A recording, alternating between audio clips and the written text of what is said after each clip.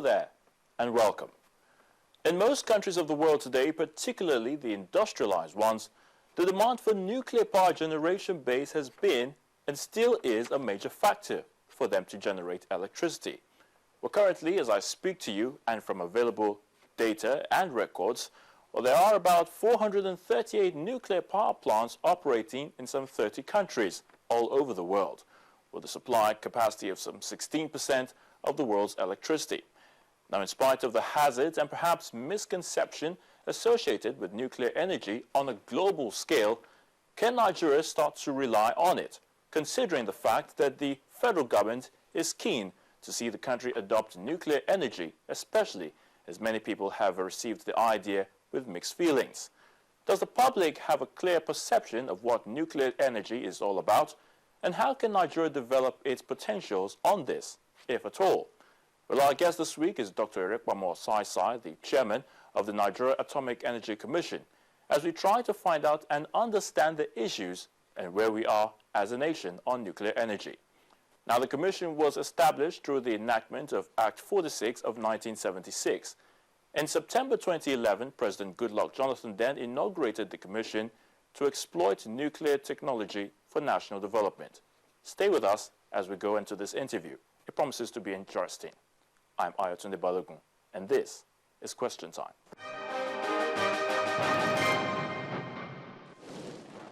Dr. Erekpamo Osai-Sai, you're welcome to Question Time. Thank you, Ayo, for having me. Now, it's a big honor to have you here with us, looking at the Nigeria Atomic Energy Commission. I was going to say electricity there, but permit me for that. Well, atomic energy, what's that all about? But before we even go there, let me first of all congratulate you on your appointment as the chairman of the commission. I want to believe it's a new commission, so to speak. How has it been in the last 5 years since it's coming on board? Well, thank you. It is an old commission in the real sense of it, yes. Okay. Because the Nigeria Atomic Energy Commission law was enacted in August of 1976. Oh. It just turned out to be that the commission wasn't formally activated until 30 years later. So it's an old commission, but in terms of my own appointment, yes, it's even then, I would say it's old appointment too. I served as Director General, the pioneer Chief Executive of the Commission for 5 years before the reconstitution of the Commission to operate in line with the Enabling Act when I was elevated to the position of Chairman and Chief Executive. So it's been a challenging job, but we thank God for His blessings. Now, we talk of atomic energy. When you talk of such a very sensitive, shall I say, an issue, that has to do with atomic energy, and Nigeria coming into the picture, how did that come about in the first place? Well, atomic energy is a veritable source of energy, and I think we tend to have some negative perception about atomic energy because of the way it came about. And whenever you say atomic energy, people who are old enough, their minds are cast back to Hiroshima and Nagasaki when the first A-bombs were dropped that brought the World War II to an end. And again, we talk a lot about nuclear weapons all over the place. So that seems to be the negative type of sensation that it causes in people.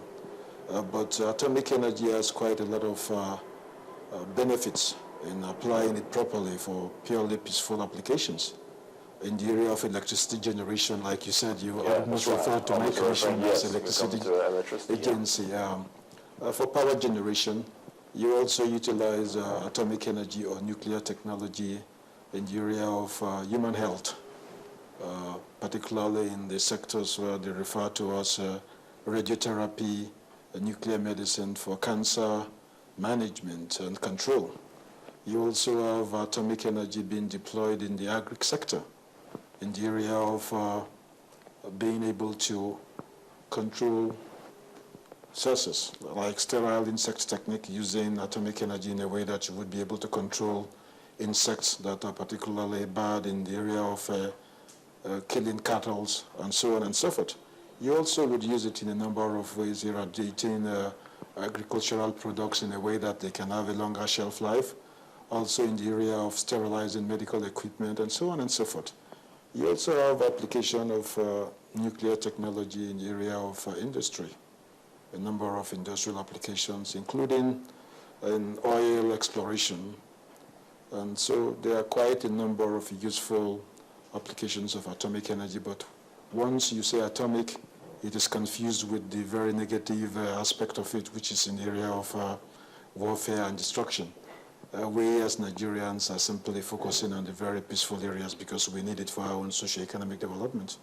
Now, I know, of course, like you said, it's meant for peaceful purposes, and on the international scene, globally, whenever these sort of issue props up, like you said, it's always it generates a lot of concern. But looking at Nigeria as it is, well, we may say we're not as industrialized, in the real sense of it, but we're gearing towards that, and at some point, definitely, atomic energy will definitely come to the fore. Do you see this being handled in the best possible way? I mean, in terms of the way we go about this, now that we have such a commission in place? I would quite agree with you. Nigeria is a developing country, and when you talk about utilizing atomic energy or nuclear technology for our own socio-economic development, it evokes, in some cases, negative feelings. But maybe I want to go a little bit into what happens in nature. As a human being, you're born. It's natural that you will get to creep, and then ultimately you will learn to stand, and then you walk fast, and finally you can run. Even though these are natural processes, biologically they're expected to happen. But there are also processes you have to learn. If you have the child, you have to teach him how to begin to creep, how to begin to stand and walk, and so on and so forth. So technology is something that is not endemic anywhere. It is available in society, and the way you apply yourself to learn it and apply it. And so what you're saying is, yes, Nigeria is a developing country, but we also know that nuclear technology has very beneficial elements that we can tap into. And in wanting to do that, you have to learn it properly. Learning the good parts of it, learning the bad parts of it, the challenges involved in being able to deploy it properly in a way that you can do it masterfully. And quite a large number of countries, be they developing or developed, have gone the same path we are attempting to do. Now, we have several of our power plants scattered in most countries of the world, and supplying quite a handful of the world's electricity. I just want to find out if Nigeria is active in that area. But if not, what plans is the Commissioner doing to ensure that we achieve this? There are currently about 440 nuclear power plants operating in 29, 30 countries in the world, supplying about 15 to 16% of global electricity.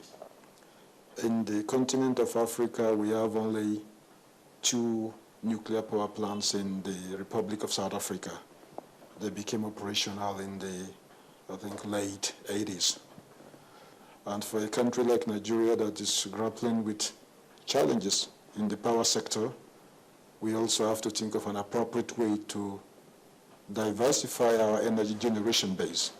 And if you're going to do that, you have to think of all the available energy resources, think of how feasible they are.